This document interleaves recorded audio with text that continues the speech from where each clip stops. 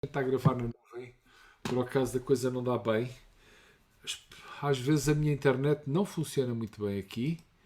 Deixem-me. Deixem-me desligar o Wi-Fi a ver se isto melhora. Ok. Sim, senhor. Bem-vindos a mais uma sessão de esclarecimento de dúvidas de UZI. Portanto, como eu estava a dizer há pouco, nesta semana o trabalho tem a ver com uma avaliação da vossa interface com utilizadores.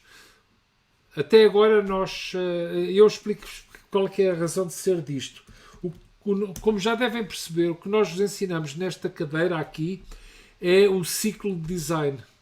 Não é propriamente como desenvolver coisas acabadas, mas a mensagem desta cadeira é que realmente nunca há interfaces acabadas. Há sempre produtos em evolução e do ponto de vista dos consultores isto só para quando o cliente paga e assina o contrato de manutenção, que é aí que está o dinheiro, como toda a gente sabe.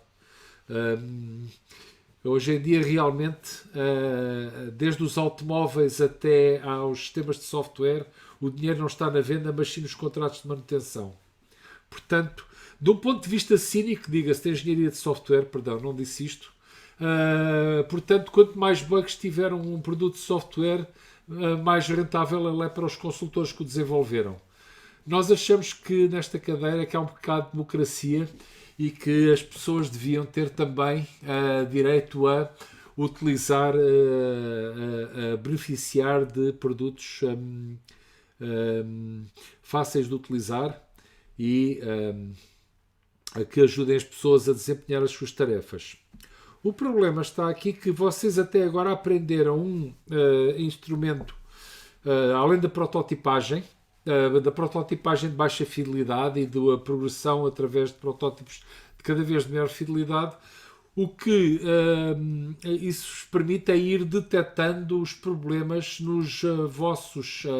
Portanto, identificar as necessidades dos utilizadores e depois detectar os problemas nos desenhos das interfaces, que são sempre, existem sempre.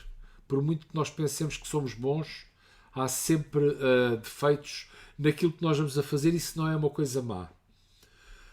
Agora, o objetivo desta semana é vocês porem de facto os vossos protótipos à prova com outras pessoas que não os vossos colegas ou não vós que estão de alguma forma entranhados no desenho e desenvolver aquele pequeno problema da perspectiva. Estão demasiado próximos do vosso projeto para se darem conta de coisas que podem funcionar menos bem.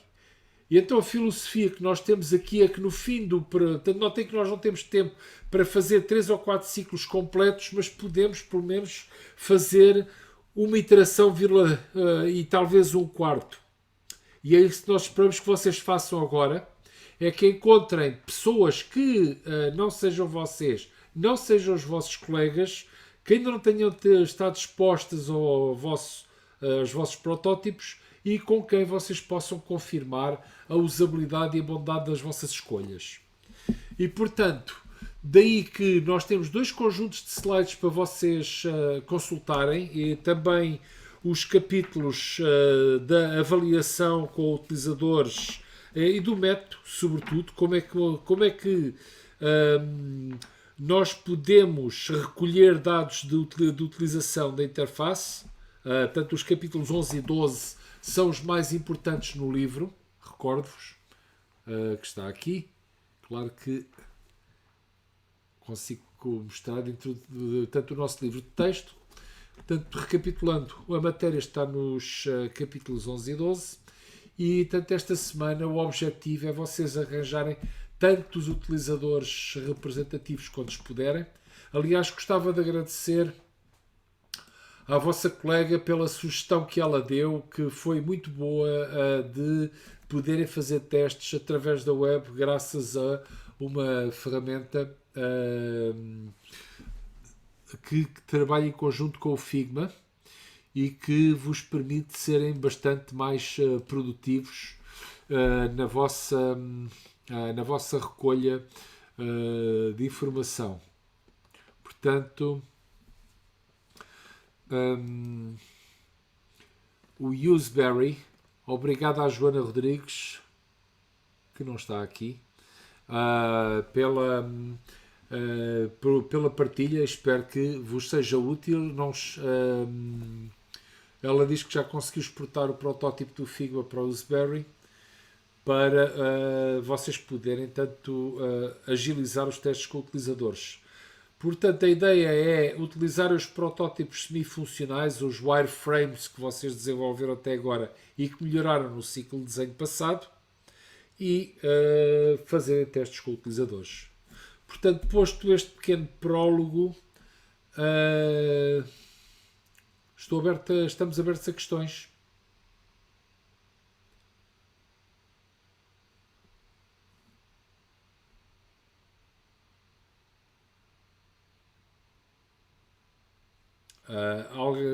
Alguém está presente aqui? Ok, João Miranda, bem-vindo. Obrigado. Vocês têm todos assim um bocadinho de vergonha de aparecer nestas sessões, é isso? É assim, eu falo para mim, eu estou em trânsito e, portanto, Aham. a minha imagem não será muito apelativa. E estou no telemóvel. Olá, Cristiana, bem-vinda. Sim, João, A venha minha mais. questão era relativamente à estrutura do guião, porque não percebi bem, porque no livro, aparentemente, os pré-testes e os pós-testes e o pós-teste e a entrevista farão parte do guião, mas no enunciado da atividade dá a entender que são documentos diferentes. Então, eu queria perguntar se nós podemos incluir dentro do guião os pré-testes, pós-teste e a entrevista. Bom, isto mistura aqui várias coisas. Vamos lá ver. O guião, como o nome indica, descreve como é para o vosso benefício. Ok? Portanto, vocês imaginem que fazem um teste com 20 pessoas diferentes. Ok? E depois querem, por exemplo, fazer a média estatística dos erros e dos tempos de execução, do número de vezes que as pessoas se enganaram, da quantidade de teclas que elas permiram para chegarem à execução, ao resultado final da tarefa, se concluir a tarefa com sucesso, se não. O problema, quando vocês vão querer somar e depois dividir pelo número de testes os tempos ou os erros, é que convém que que não estejam a somar alhos com bugalhos. A ideia do guião é garantir que vocês têm à frente uma checklist, por a falta de nome melhor, que vos diz exatamente como é que vocês fazem a experiência com toda a gente para garantir que todos os vossos utilizadores receberam a mesma informação, ok?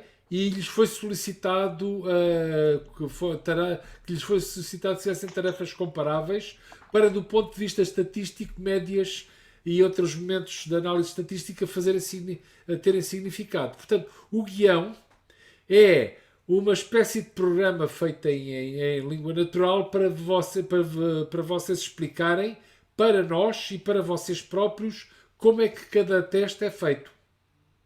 Que é para vocês terem a certeza que A, não se esquecem de nada, B, que fornecem a mesma informação a toda a gente da mesma forma, C, que têm tanto quanto possível as mesmas condições, dentro dos limites, claro. Notem, às vezes o local é importante, vocês têm que escolher o local com cuidado, é isso que nós tratamos no primeiro conjunto de slides, se está devidamente iluminado, se é no laboratório, se é em casa, ou se vocês estão a fazer isto, por exemplo, no caso de uma interface que é para ser usada em condições de stress ou muito ruído, então nesse caso toda a gente deveria ter um ambiente comparavelmente estressante e com muito ruído.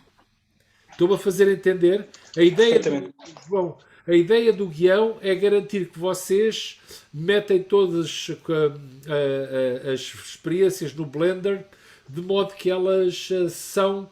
Vocês podem somar os tempos, os números de erros e dividir pelo número de experiências com a consciência tranquila que toda a gente executou na melhor do vosso entendimento e das vossas limitações logísticas exercitar a interface em condições comparáveis. Ok, portanto, em termos práticos, na entrega fazemos separadamente, entregamos um guião que não tem os testes serão um documento à parte. Sim, o guião é o vosso documento que explica como é que vão conduzir os testes. Sei lá, Percebido. imaginem, deixem-me dar-vos aqui alguns exemplos extremos para vocês perceberem até que ponto é que isto pode fazer. Não faz sentido, por exemplo, vocês, num caso, numa interface, para avaliar se o contraste das cores é bom ou não, vocês fazerem metade das pessoas, ou calhas, de repente, pessoas num quarto às escuras ou mal iluminado e nas outras em plena luz do dia, ao meio-dia, quando a intensidade luminosa é maior. Vocês não podem comparar ou dizer que as condições ambientais de uma experiência eram iguais à outra. A outra Estou a coisa é perceber. vocês, por exemplo, fazerem os testes num laboratório da universidade ou em vossa casa, onde está sossegado, e fazerem outros testes no meio da rua. Não podem dizer que ambientalmente as coisas eram as mesmas. E se vocês quiserem ser rigorosos, se houverem, por exemplo, não podem fazer testes, continuando a exagerar, esperar que o utilizador cego, por exemplo, tenha o mesmo desempenho que o utilizador sem problemas visuais. Mas isto já é ser um bocado estranho, extremo. Mas às vezes há coisas subtis que nós não nos damos conta, até fazemos testes em larga escala. Os utilizadores serem canhotos ou destros pode fazer diferença na operação de uma interface que tenha teclas e outros instrumentos. E às vezes a pessoa só se dá conta disso quando já passou, já fez as experiências todas. Portanto, como conselho geral, façam um teste ou dois a seco para ver se o guião está a funcionar, para ter a certeza que não se esqueceram de nada, e antes de começarem a fazer coisas com dezenas de pessoas. Ok? Ah, ok, portanto, isso era parte da pergunta. O guião é uma coisa separada dos testes. Sim, é um documento separado. Ahm, qual é que era o resto dos outros elementos da pergunta? Não, essa era a minha, era a parte principal da pergunta, porque fiquei na Ok. dúvida em relação ao enunciado e ao que estava no livro, mas já percebi com a sua resposta perfeitamente. Ok. Obrigado, João. Obrigado. Obrigado pela pergunta. Se calhar havia para aí gente mais tímida que não se atreveu a fazê-la. Mais perguntas? Professor, eu peço desculpa não estar a pôr a mão no ar, mas é que o meu computador bloqueou, tentei descarregar a correr aqui no telemóvel para conseguir voltar para a reunião e Sim, não estou a conseguir Margarida. encontrar aqui para pôr a mão no ar. Então, Vamos lá, eh, Margarida. Depois eu falo com o Paulo Fernandes, expõe a dúvida dele. ai, Margarida, desculpa. vamos a isso. Não, não, não há. Senhoras Então, primeiro. Vamos lá. as minhas questões prendem-se com a questão da entrevista.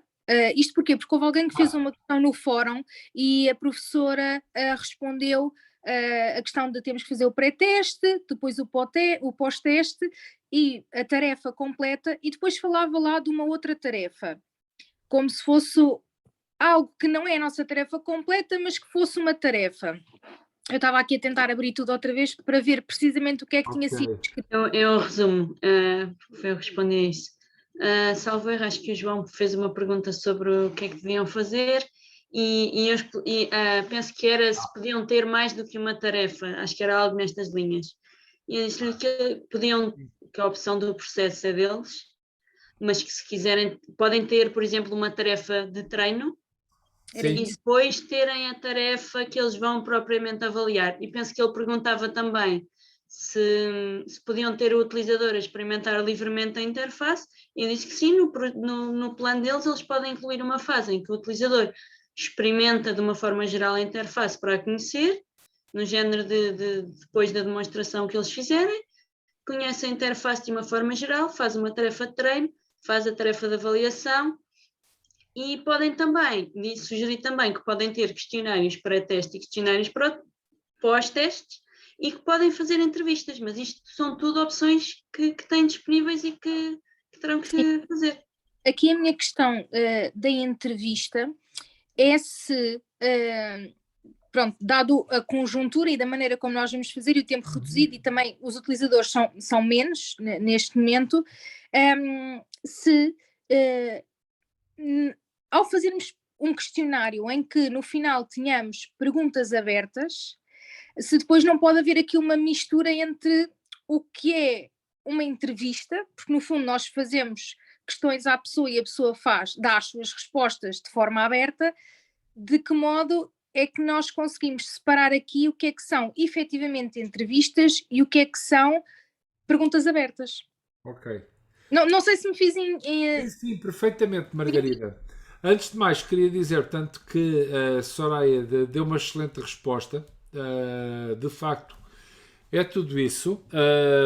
A escolha de fazer entrevistas ou não é completamente vossa.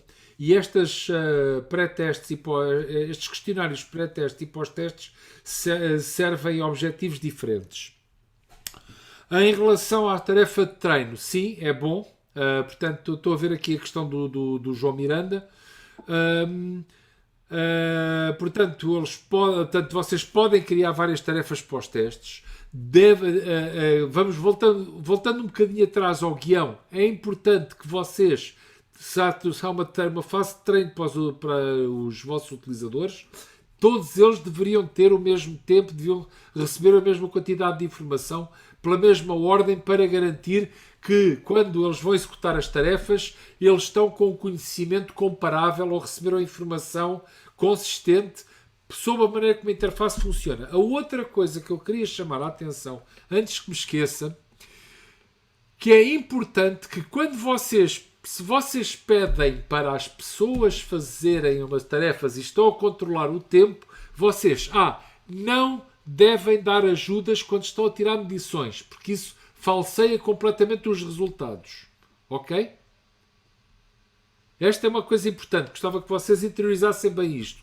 Não há ajudas quando vocês querem ver se as pessoas estão a funcionar bem com a vossa interface ou não. Geralmente vocês pensam que quanto melhores resultados ou aparentemente mais favoráveis em termos de baixo tempo de execução e baixo número de erros, que nós ficamos mais contentes. Nada podia ser mais falso. Aquilo que vos vai dar uma boa nota neste relatório é a qualidade da discussão que vocês tiverem. Se vocês tiverem os resultados aparentemente muito bons, a interface é muito intuitiva, não se espantem se tiverem uma nota também um bocadinho baixa, consistente com os tempos de execução, porque nós não estamos aqui à procura de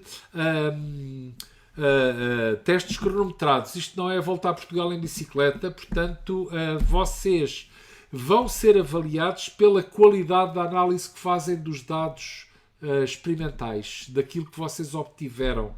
Portanto, se as coisas não correram bem e vocês explicam adequadamente como é que as coisas não correram bem e mostram que têm uma ideia sobre o que é necessário fazer para corrigir isso, nós ficamos tão contentes que somos capazes de dar uma bruta nota.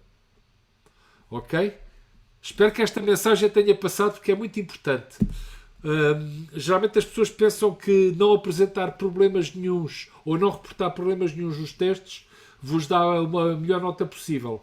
Nada podia estar mais longe da verdade. Um bom exame dos resultados experimentais é aquilo que vos dá, e uma boa avaliação é aquilo que vos dá uma boa nota, porque o objetivo aqui é vocês aprenderem o processo, não mandarem-nos umas respostas assim mais ou menos e sonsas, é isso a palavra que me estava a faltar. Portanto, esta é uma primeira chamada de atenção que tem a ver com a nossa observação de muitos anos. Depois, pré-testes e pós-testes. Os pré-testes geralmente são úteis para perceberem a demografia das pessoas, como vocês já fizeram na análise de utilizadores e tarefas, saber qual é que é o grau de formação, preferências gerais, o que é que as pessoas fazem, para se as coisas não correrem bem ou correrem de forma diferente, vocês podem tentar correlacionar problemas ou facilidades ou dificuldades na utilização da interface com a formação das pessoas, com a faixa etária, com o género, todos esses aspectos demográficos. Portanto, tudo o que vier à rede aí em termos demográficos pode ser peixe para vocês poderem melhor analisar os dados. Os pós-testes têm uma função diferente. Os inquéritos pós-teste é vocês tentarem sacar a saca-rolhas, literalmente, informação das pessoas que experimentaram a interface convosco, para saber se acharam difícil, se acharam fácil, onde é que experimentaram mais dificuldades, o que é que foi mais simples, e recolher coisas que podem ser sugestões de desenho. Se vocês tiverem poucos utilizadores, perguntas abertas em grande quantidade, podem ajudar-vos a fazer o desenho. Agora, a Inês e a Soraya vos dirão por experiência própria que inquéritos feitos a muitas pessoas com demasiadas perguntas em aberto dão um trabalho dos diabos para homogeneizar e pós-processar, não é? Olhem para a carinha sorridente delas. Elas riem para não chorarem.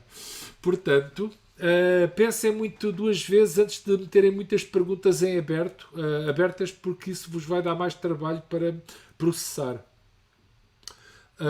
Deixa-me cá ver que mais, Margarida. Portanto, eu creio que eu respondi quase todas as perguntas que tu fizeste e algumas que não fizeste. Sim. No caso do pós-teste, nós podemos utilizar um daqueles questionários standard, certo? O System Usability Scale pode ser? Força? Uma questão relativamente ao SUS. Eles falam da questão da escala ser de 0 a 100, e eu estive a ver a questão dos sites sobre converter os dados, e é só para eu ter a certeza, porque eu já vi duas maneiras diferentes, porque ontem não sei porque o site que vem mencionado no livro não estava a abrir. Perguntas ímpares é o valor menos 1, as perguntas pares é 5 menos aquele valor, e depois tudo vezes 2.5, é isto? Estás a assumir que a escala é de 1 a 5. Sim, é a fórmula do SUS. Sim, salvo erro agora de cor, se tiver que apostar, penso que sim, podemos pôr um esclarecimento disso, mas sim, penso que é isso. Uma escala de 0 a 100 não faz muito sentido. Aliás, é um dos defeitos que o SUS original tinha, é pôr as pessoas a classificar e quantificarem coisas numa escala de 0 a 100, porque é overkill. Mas depois tem um índice para converter, para depois poder ver os tais graus, que aí já seriam de 0 a 100.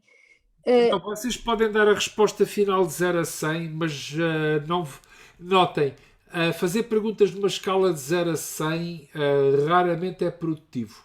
Não, ou seja, a nossa capacidade de estrinçar entre 53 e 54 numa escala de 0 a 100 Não, aqui a minha questão seria utilizar a escala de 0 a 5, como está indicado no livro. Sim. Eu só queria ter a certeza, era se o índice, para converter depois esses dados para a tal escala do SUS, que seria de 0 a 100, se era mesmo essa. Sim, tem uma fórmula que pega em cada uma dessas perguntas, que consoante, como Se são ímpares, ser são ímpar ou par, porque as soma ímpares ou são subtrai. positivas e as outras eram negativas. Mas nós podemos pôr isso mais explícito na página para não haver dúvidas. Obrigada. Obrigado, Soraya. A diferença entre perguntas de resposta aberta no questionário e entrevistas. Tá? Outra excelente pergunta. Pois nós estamos conscientes que temos aí outra vez o número de casos a aumentar e não recomendamos que vocês andem a partilhar perdigotos com desconhecidos, como devem calcular, ou desconhecidas também, não vamos ser sexistas aqui. Portanto, questionários de resposta aberta, preenchimento online, evitem o contato físico com desconhecidos, que nós não queremos que... Nós queremos de boa saúde para chegarem à fase final da cadeira e passarem para o período seguinte. Portanto, tenham lá cuidado, está bem? Portanto, a diferença entre perguntas de resposta aberta no questionário e entrevistas depende da forma como quem preenche isso. Uma entrevista pode ser guiada por um questionário onde quem preenche as respostas são vocês, depois de sacar a informação das pessoas que estão a entrevistar. Vocês podem utilizar questionários para guiar entrevistas semi-estruturadas. Não há problema aí. Mas, Margarida, tenham presente aquilo que eu disse acerca de questionários com demasiadas perguntas em aberto. A minha questão aqui seria, por exemplo, utilizar o SUS e depois na entrevista ter apenas 2 ou 3 perguntas abertas, num sentido de ser uma entrevista, mas não tendo muitas perguntas. Sim, tenham lá cuidado com o trabalho que compram para vocês. Não queremos que vocês se matem com o trabalho, metaforicamente falando, claro está. Só mais uma coisa. Portanto, as perguntas no questionário pós-tarefas é essencialmente vocês tentarem fazer o debriefing dos utilizadores e obterem informação sobre o que é que acharam difícil, o que é que acharam fácil e se vocês vão fazer perguntas em aberto, pensem naquilo que as pessoas vos vão responder como oportunidades para vocês melhorarem o vosso desenho e fazerem um relatório todo catita que nos cative no fim da cadeira, porque nós vamos olhar para esse relatório como o somatório das experiências e daquilo que vocês aprenderam na cadeira. Portanto, relatem tudo o que aprenderam ao longo do semestre e podem ter uma agradável surpresa. Não garantida, claro. Paulo Fernandes, Margarida, não sei se tu já respondia de forma adequada às perguntas. Sim, por mim está tudo. Obrigada e peço desculpa mais uma vez ao Paulo. Paulo, venha de lá essas dúvidas. Boa noite a todos. Não há que pedir desculpa, não há stress nenhum, nomeadamente porque as duas questões que eu gostava de ser esclarecidas já foram. Portanto, poupar o meu trabalho de as colocar, estou esclarecido. Só uma questão em relação à história de deixar os utilizadores usar, quando o professor diz que todos os utilizadores, quando começam a fazer o teste, deveriam estar em iguais condições, nós deixamos os utilizadores usar a plataforma para que, desculpem, se nós deixamos os utilizadores utilizar a plataforma para ganharem experiência, nós não podemos garantir que os utilizadores utilizam todos a plataforma da mesma maneira e que chegam a estágios de desenvolvimento no que diz respeito à utilização da plataforma na altura de fazer o teste. Isto não é um problema que nós deveremos endereçar de alguma maneira, pois não? Uma palavra, Paulo. Guião. É para isso que ele serve. É para vocês dizerem... Portanto, o guião são instruções para vocês sobre a forma como os testes vão ser conduzidos. Se vocês querem garantir que as pessoas todas utilizam a plataforma de uma dada forma, de uma dada maneira, então isso deve estar no guião. Quanto tempo é que vocês vão deixá-los familiarizarem-se com a interface? Que informação é que vocês lhes prestam sobre qual é que é o propósito da interface? Quais é que foram as ideias que vos passaram pela cabeça quando a desenvolveram? E por aí fora. Fica muito mais simples vocês garantirem que todas as pessoas estavam em condições comparáveis se vocês tiverem um guião com o detalhe necessário para vocês poderem repetir as instruções e condicionarem, vá lá, a forma como as pessoas adquirem informação sobre a vossa interface, para o que é que foi desenhada e descobrir os cantos à casa. Portanto, numa primeira fase, vocês podem responder a perguntas e dar informação. Quando vocês querem depois fazer a avaliação, não dão informação, não respondem as perguntas e têm que explicar às pessoas que, se elas falharem, a culpa não é delas, é uma grandíssima oportunidade de desenho, de redesenho, de melhoria da vossa interface. Okay. Isso é importante que vocês digam, porque é uma das recomendações que nós fazemos explicitamente, quer no livro, quer nos slides, que vocês têm que assegurar as pessoas para elas não saírem de lado molhadas em lágrimas porque tropeçaram numa dificuldade intransponível. De uma forma geral, se vocês têm tarefas que sejam demasiado que vocês antecipem problemas, podem dizer às pessoas que têm até 5 minutos para fazer isto. Ao fim de 5 minutos não conseguiram. Amigos, interface à parte. Aquilo terminou ali e é um falhanço. E notem, como eu disse há bocado, vocês terem falhanços destes na interface não vos faz tirar a nota. O que vos faz tirar a nota é vocês não terem problema nenhum a apontar, porque a gente não acredita e acham que vocês nos estão a passar a banha da cobra. Ok, combinado. Obrigado pela resposta. Estou só a ser cândido aqui. Não digam que não vos avisei. Quem vos avisa, vosso professor é. Combinado. Obrigado. Nada. Mais.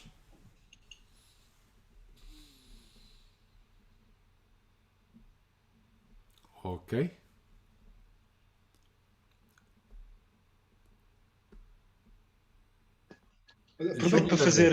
Aproveito para fazer mais uma pergunta breve. Força. Surgiu-me esta dúvida, principalmente pela questão colocada pela colega Margarida, relativamente ao questionário de usabilidade. Pelo que eu percebi, nós poderíamos utilizar questões dos diferentes questionários, ou devemos utilizar só um dos questionários? Perdão. Agora estou um bocadinho... Eu falei-vos... Portanto, o SOS é um questionário com uma estrutura determinada. O Task Load, o TLX da NASA é outra coisa diferente, com propósitos diferentes.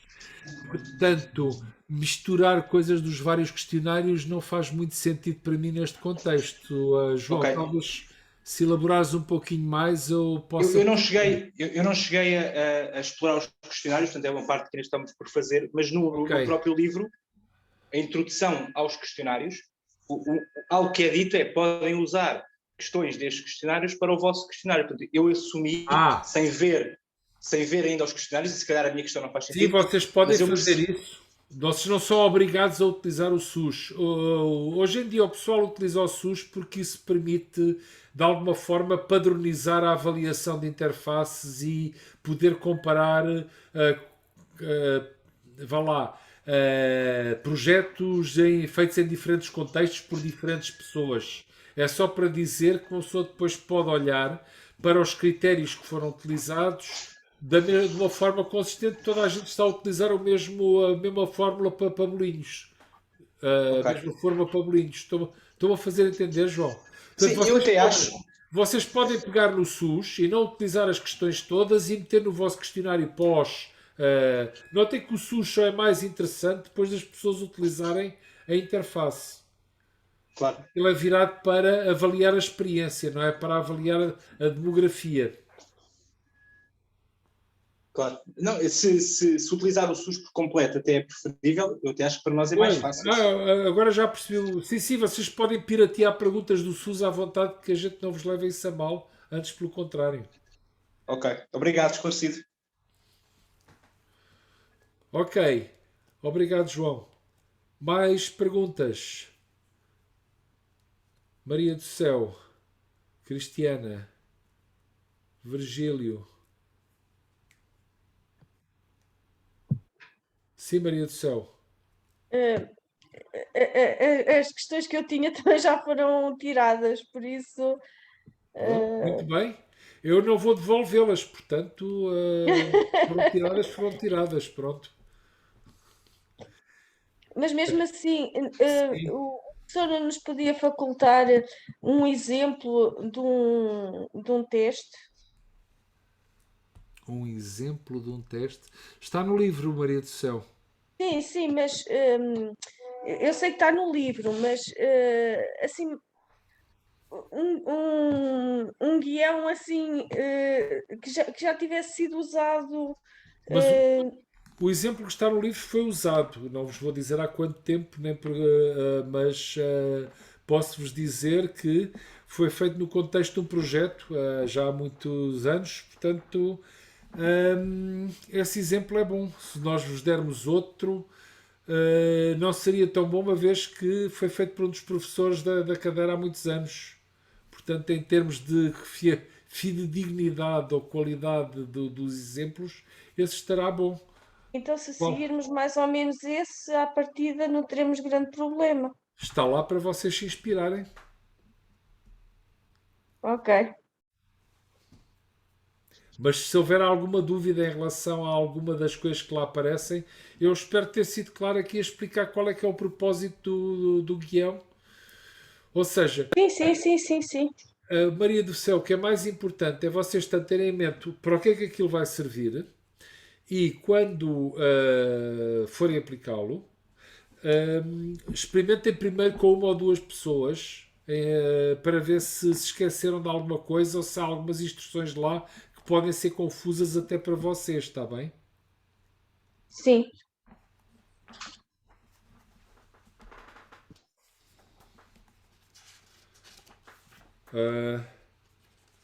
Mais perguntas?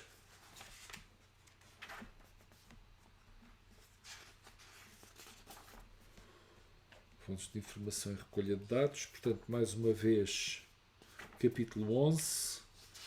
Observação. As teclas. Fontes de informação panorâmica.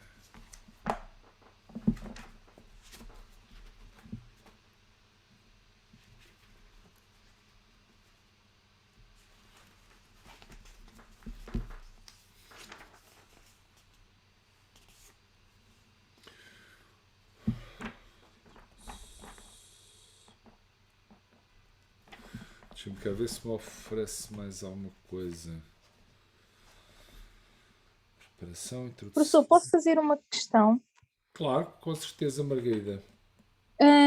Relativamente à questão da parte da análise estatística, esta deve incidir também nos resultados que temos no pós-teste, ou será mais nas questões em que nós estamos a avaliar diretamente o utilizador? Ou seja, por exemplo, queremos que nós estipulamos como objetivo realizar a tarefa em 40 segundos, hipoteticamente. Sim.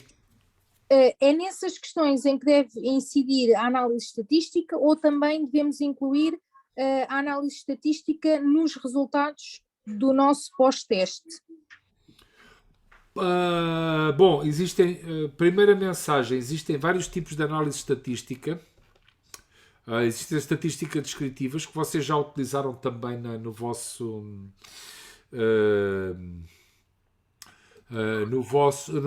inquéritos para obter das médias, medianas. Sim, médias, desvios padrão, etc. E depois, quando vocês estão a fazer análise com os utilizadores e, por exemplo, querem ver se fiavelmente os tempos que vocês esperavam de execução foram cumpridos ou não, aí então já têm estes testes estatísticos que estão descritos no capítulo 12, ok? Isso Sim, o Student, o Q quadrado e restantes. Exato. E esse aí, de facto, quando nós nos colocamos... ok, eu estava-me a referir ao protocolo experimental que vocês encontram na página 18 dos slides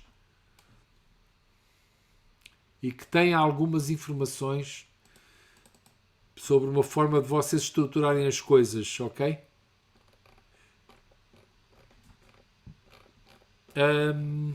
Voltando a esta questão, sim, vocês depois vão fazer, tanto no relatório de avaliação, aqui a ideia é vocês tanto fazer os testes e medidas e depois fazer uma análise dos dados medidos, para dizerem até que ponto é que vocês acham que a vossa interface está a cumprir os objetivos de desenho que vocês propuseram, o que dá uma história com pouco interesse, ou não está a cumprir, o que dá uma história com muito mais interesse, porque aí vocês vão ter que puxar um bocadinho e tentar perceber porque é que as coisas não correram tão bem como se esperava. E é para isso que existem coisas como os testes de student, os intervalos de confiança, que são tipicamente utilizados para vocês saberem se os tempos de execução e o número de erros estão ou não abaixo dos valores esperados. Recomendava-vos estudarem com algum cuidado o teste de intervalos de confiança. Obrigada. Nada. João Miranda. Vou aproveitar só para fazer mais uma questão, que me surgiu agora esta dúvida com a última questão colocada.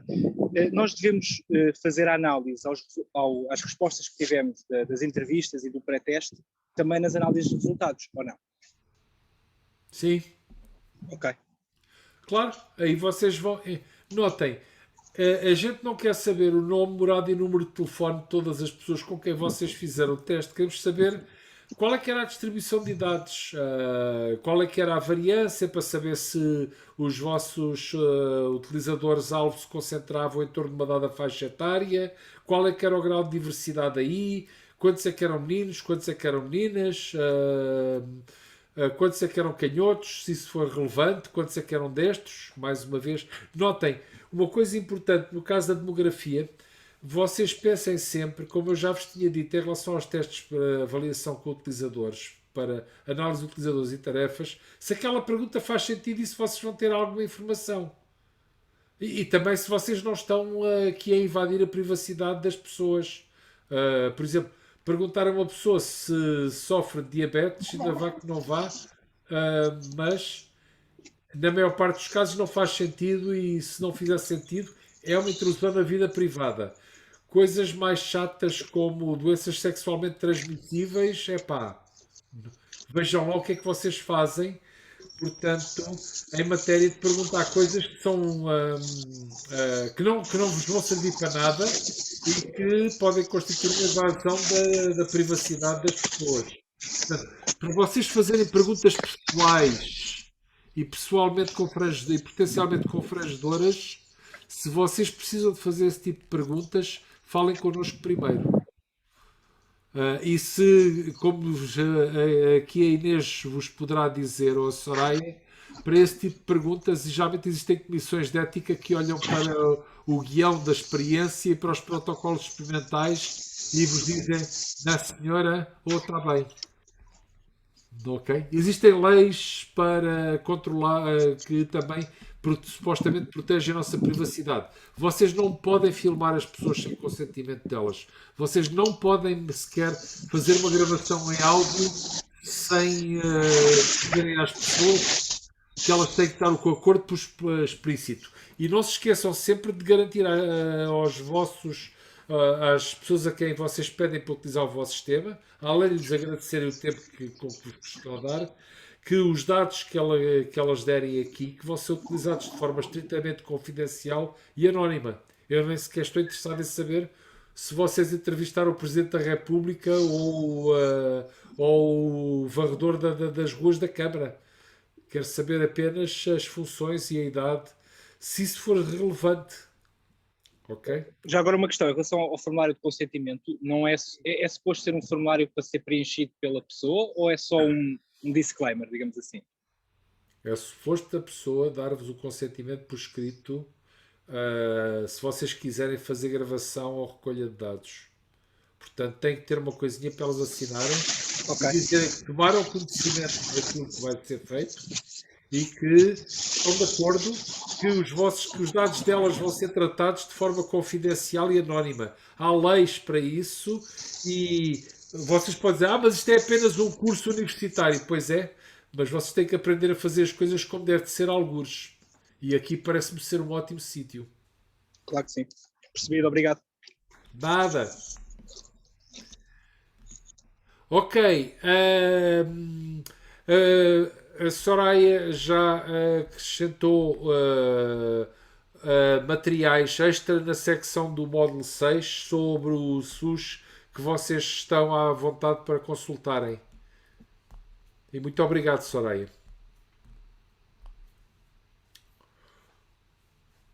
Ok? Minhas senhoras e meus senhores, portuguesas e portugueses, tendes mais algumas dúvidas?